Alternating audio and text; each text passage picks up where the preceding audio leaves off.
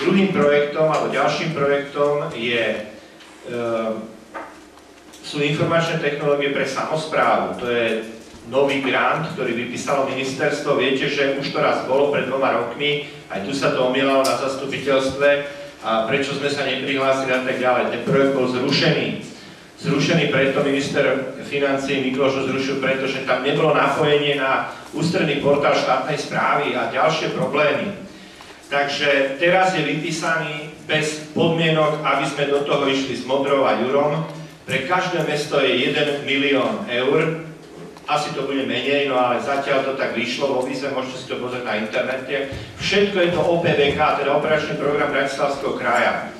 Aj s termínov výziev a tak ďalej. To, čo je pre nás pozitívne, to, čo som rozprával s pánom Pravdom a správcom počítačovej siete, že mohli by sme si nárokovať výdavky, ktoré sme mali doteraz my s našim serverovým polom a neviem čím všetkým ešte, že by sme si mohli nárokovať a zahrnúť do tohto projektu. Veľmi ma teší, že to prvé kolo bolo zrušené, že tam nemusíme ísť ani s Modrou, ani so Svätým Jurom. Svätý Jur nám hneď napísal, že nie, nejde, nemáme peniaze a Modrá nám povedala, áno, ideme, ale všetko budete robiť vy u vás a 80% peniazy pôjdu do Modry. Takže, ale to som vás tedy informoval, takže teraz to nie je obmedzujúce.